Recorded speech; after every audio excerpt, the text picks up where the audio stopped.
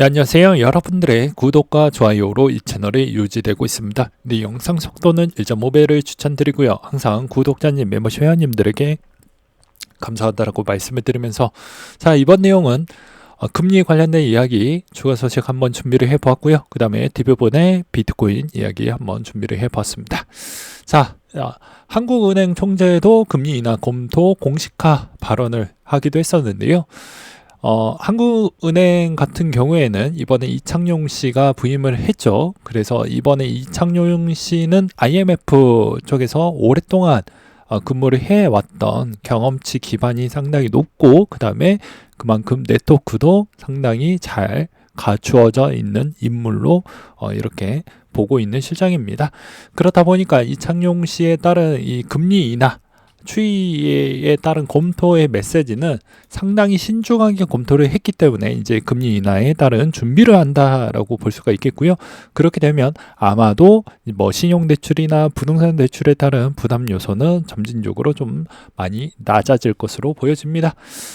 그런 분위기가 나와주고 있는 이런 형태에서 미국의 소비자 물가 추이도 이제 나왔죠. 그래서 우리가 매번 이제 22년도 때 얼마나 힘들었습니까? 예, 같이 많이 힘든 시점이었는데, 요게 이제 다시 정상화가 되어가는 구간으로 흘러가고 있습니다. 그래서 이번 형태에서도 이제 목표치에 부합했던 3%대가 나와 줌으로써 이제 과거에 이제 파월 형님께서 이야기했던 건, 자, 2%대가 나오게 되면 우리가 금리 인하 부분에 따라서 더욱더 긍정적으로 보고 있고, 그 다음에 2%라고 한다라는 건 2.9%대까지는 2%대입니다. 네.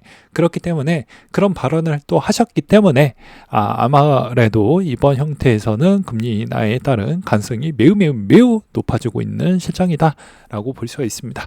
그러면 이게 어떤 영향성 때문에 많이 미쳤는지는요, 요 내용을 보시면 될 것 같은데, 자, 주거비 부분도 이제 점진적으로 많이 떨어지고 있는 추이가 있었고, 나머지 뭐 서비스 물가나 의료, 운송 다 영향을 받고 좀 떨어졌다라고 볼 수가 있습니다.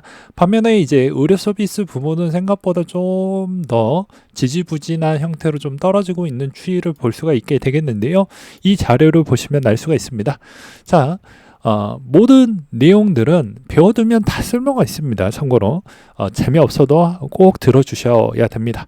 자, 주거비 상승 부분이 항상 문제가 좀 되었는데, 이제 이게 전월 대비보다 둔화가 되었고, 자가 주거비와 임대료 부분도 이제 둔화 추이가 나오고 있다고 합니다. 왜 그러냐? 실업률 추이가 어느 정도는 좀 올라가고 있기 때문에 이걸 이제 부담하려고 하는 그런 여건이 좀 안 되겠죠. 그리고 또 렌탈 부분에 따른 추이에 있는 그 주기가 있습니다. 뭐 대한민국 같은 경우에는 2+2라고 해서 이제 올해 정도에 이제 마감이 되는 그 전세 살고 계셨던 분들이 이제 나오게 되는 구간대죠. 그래서 이번에 이제 집값이 요동친다라는 그런 기사 내용들도 좀 많이 나와주고 있는 실정입니다. 미국도 마찬가지라고 볼 수가 있게 되겠고요. 그 다음에 이 의료 서비스 부분은 여전히 부담이고, 이게 이제 한동안 좀 안 떨어질 것 같다라고 이야기가 나오고 있는데, 그건 인건비 상승 추이로 인해서 이게 생각보다 좀 많이 질질 끌려갈 것 같다라는 이야기가 나왔습니다. 그래서 이제 주거비 부분은 점진적으로 좀 더 낮아질 부분만 좀 남아져 있고, 오히려 의료 서비스가 좀 많이 힘들 것 같다라는 이야기가 있었습니다. 이런 상황에서 이제 금리 인하 추이의 9월 달에 있는 기대감은 계속해서 높아지고 있는데요. 현재 이제 인하 추이는 제가 요거 7일 기준점으로 가지고 왔지만, 지금 시점에서는 90%가 넘습니다. 참고로. 그렇기 때문에 그만큼 많이 높아진 형태라고 볼 수가 있겠고요. 그리고 이번에 파월 형님께서도 이제 최근 발언에서도 이런 종합적인 데이터를 좀 보면서도 고용 부분에 상대적으로 우리가 좀 보고 판단을 좀 더 해보겠다라고 했습니다. 무슨 말이냐? 고용을 좀 더 우선시해서 우리가 판단을 하겠다라고 했으니, 이제는 고용에 따른 수치가 조금이라도 나빠지게 되면 내년에 더 많이 금리 인하를 할 수 있는 가능성은 있지만, 연달아서 25년도의 금리 인하는 저는 2번 정도에서 최대 4번까지는 열어둘 수 있다라고 생각을 하지만요. 오히려 이제 25년도에 해줄 수 있을 만한 부분이 연달아 금리 인하가 나오게 되면 그게 아마 마지막이지 않을까라고 생각을 합니다. 그래서 중립금리는 생각보다 높은 위치에서 박스권으로 갇히는 금리 추이가 나오게 되니까 아무래도 이때부터는 이제 여러분들이 분명히 아셔야 되는 것 중에 하나가, 이때부터는 이제 모든 유튜버 분석가들이 많이 틀리는 구간대로 갈 확률이 매우 높습니다. 무슨 말이냐면 이게 금리도 방향선 잡기가 상당히 어려운 박스권이 25년도에 이제 나올 확률이 매우 높기 때문에 그러면 이제 예측하기가 상당히 어려워지겠죠. 그러니까 그런 거를 얼마나 잘 맞춰서 볼 수 있냐가 이제 수익성과 직결되는 구간대가 좀 나올 것 같다 라고 말씀을 드리고 싶고요. 그 다음에 좀 안타까웠던 내용들 중에 하나를 또 설명을 할 수밖에 없을 것 같은데, 국민청원 여러분들이 정말 많이 도움을 주셨습니다. 이제 마감이 돼서 폐기되었다라는 메일을 또 받아서 너무 마음이 아프고요. 이제 조만간 여름 휴가 시즌만 지나간다라고 하면 다시 한번 올릴 생각입니다. 왜냐하면 휴가 시즌에 올리면 참여율이 매우 많이 저조할 것으로 또 보여지기 때문에 아무래도 이 시기를 넘겨서 하는 게 맞지 않을까라고 생각이 들어서 다시 한번 9월달 정도에 추진할 계획을 갖고 있고요. 그 다음에 독일 정부 비트코인 양은 이제 5만 개에서 9,100개로 줄었기 때문에 저는 이거는 영향이 별로 없다 라고 생각을 합니다. 일시적으로 이미 끝났다. 이 자료, 이 부분은 오히려 이제 마운트콕스 건이나 이런 거를 좀 더 볼 필요성이 있다. 근데 마운트콕스 물량은 저는 국한으로 너무 적게 나올 확률이 전 매우 높다라고 보고 있고요. 그 다음에 이제 JP모건 체이스도 이제 8월달 정도가 되면 반등할 것으로 보여진다라고 하고 있지만, 글쎄요, 원래 3분기가 별로 좋지 않았던 시즌이었기 때문에 과연 그렇게 흘러갈지는 좀 더 봐야 될 것 같습니다. 그래서 저 또한 이번에 이제 추가 매수를 할 타이밍 때는 그냥 9월달로 일단 잡아두고 보고 있죠. 그래서 등락폭이 여기서 이제 예를 들어서 최고점에서 지금 20 몇 %대까지 밀렸지만 여기서도 이제 예를 들어서 40%대까지 밀렸다라고 하면은 이제 이야기는 달라질 수 있어요. 그러면 제가 추가 매수를 하겠다는 커뮤니티 글에다가 꼭 쓸 겁니다. 근데 지금은 아직은 아니기 때문에 9월달까지는 좀 기다렸다가 저는 매수할 생각을 갖고 있고요. 그 다음에 이번 추이에서도 또 특징적인 이더리움 이야기를 또 빼놓을 수는 없겠죠. 7월달 분위기에 이더리움에 따른 기대감도 상당히 높기 때문에 이번에 공급량이 40%가 락업이 됐고요. 그러니까 누구나 다 기대를 하고 있고요. 홍콩의 비트코인 ETF도 며칠간 300개 이상 상승을 했습니다.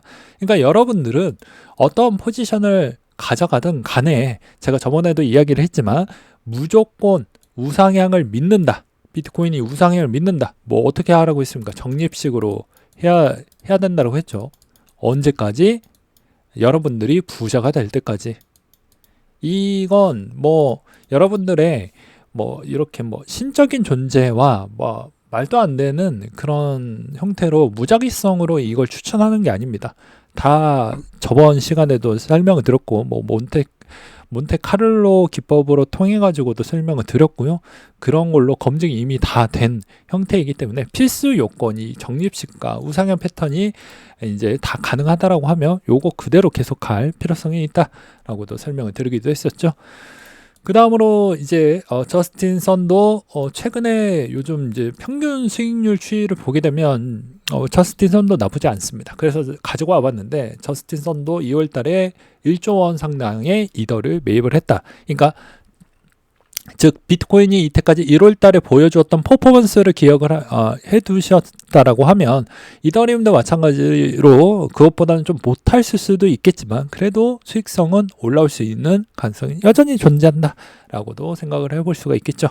그래서 이더의 유통량 34% 스테이킹, 이더의 매도 압력 전망도 거래소 잔고 감소 추이로 인해서 긍정적이다 라는 내용도 있기도 했습니다.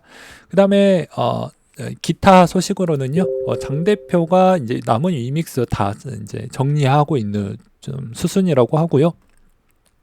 그리고 이제 블러도 제프리 황이 좀 이제 뭐 고래인데 요것도 좀 손실이 좀 났다라는 추이가 있었습니다. 그리고 또 하나가 더 있죠. 네. 최근에 이제 마이크로 스트래티지가 최근에 마이크로 스트래티지가 10대 1 주식 분할 발표를 했습니다. 그래서 더욱더 거래량과 유동성이 더욱더 커질 것 같은데요. 이런 형태가 나오게 되면 이제 MSTY 마이크로 스트래티지 이제 일드백스에서 나왔던 커버드 콜에 따른 변동성 추이가 변할수록 옵션에 있는 프리미엄 B도 같이 상승을 하거든요. 그럼 여러분들에 따른 분배금도 같이 올라갈 확률이 매우 높습니다. 이런 점도 참고하시기 바라겠고요. 그 다음으로 이제 내가 이더리움을 정말 가성비 있게 좀 뽑아내고 싶다라고 하면 이더리움의 2배도 아멕스 쪽에서 이렇게 상품이 있습니다. 그러면 당연히 이더리움이 좀 괜찮을 것 같은데 나는 선물하면서 내 돈이 완전히 깨지는 건 싫어요 라고 하면 이런 거 적절하게 이더유를 적절하게 섞으면서 해보시면 뭐 나쁜 결과는 안 나오겠죠. 그리고 내가 좀 이번 형태에서도 내가 좀 더 수익성을 더욱더 극대화하려고 하면 BITU나 BITX가 있는데 2배에서도 이제 수수료 차이가 좀 있습니다. 이제 아멕스 쪽에 이제 BITX는 수수료가 좀 비싼 대신에 이제 이자를 좀 주기 때문에 이거를 이제 어떻게 가져가는 차이인데 이 추종 지수 2배를 둘 다 한번 비교를 해봤는데요. 사람들이 이제 많이 셔서 이걸 질문을 많이 하시니까 이 두 가지는요, 저는 이렇게 설명이 가능할 것 같습니다. 무슨 말이냐면 둘 다 비슷한 패턴으로 따라가기 때문에 어떤 걸 선택을 하셔도 상관이 없습니다. 단 차이는 수수료 차이만 좀 클 뿐입니다. 그렇기 때문에 이 수수료 부분을 이제 대략 1.85인데요. 그냥 올려서 2% 정도를 내가 요거는 좀 용납이 안 될 것 같다라고 하면 요 1% 더 낮은 BITU로 가는 게 맞고요. 그리고 그거에 따른 이제 보완성으로 뭐 비토를 사든 아니면 마이크로 스트래티지 일드맥스를 사든 이런 형태로 좀 보완을 해서 투트랙 전략으로 가시면 됩니다. 그게 아니면 나는 그냥 소소하게 BITX 하나로 이제 거기에서 나왔던 분배금을 30% 정도 나오니까 그 돈 갖다가 계속 물타기 하면서 존버를 하겠다. 그러니까 2배도 계속 떨어질 때 이제 어찌 보면 분배금이 없어서 못 하시는 분들도 있을 거예요. 그래서 이 전략은 절대 실패하지 않는 전략입니다. 저번에도 이야기를 했듯이 이 전략에서도 분배금이 계속 나오게 되면 분배금이라는 건 이제 ETF 통칭해서 이제 이자라고 보시면 됩니다. 이자를 계속 주기 때문에 버틸 수가 있습니다. 그러면 어떤 구간 때도 버틸 수가 있냐면요. 이게 이제 나스닥 100에 추정하는 ETF인데 이것도 2배입니다. 계속 적립식으로 모아가면 계속 올랐죠. 미국 여러분들 잊으시면 안 되는 게 기축통화 1위 국가입니다. 아무리 이게 뭐 훼손이 됐다 뭐 했다 막 대한민국 그 작은 나라에서 막 그런 소리를 한다라고 해도 기껏 해봐 2위밖에 안 됩니다. 네, 그렇기 때문에 뭐 아무리 달러 훼손이 많이 됐다라고 해도 지금도 여전히 굳건하다라고 볼 수가 있겠고요. 그래서 여전히 2배 추정에 있었던 거는 적자가 있으면 항상 약이 되고 전략적으로 쓰면 약이 된다. 오히려 아무 생각 없이 쓰는 사람들이 실패율이 매우 높더라. 이렇게 보시면 될 것 같습니다. 네, 오늘은 여기까지 준비를 했고요. 이상으로 마치도록 하겠습니다.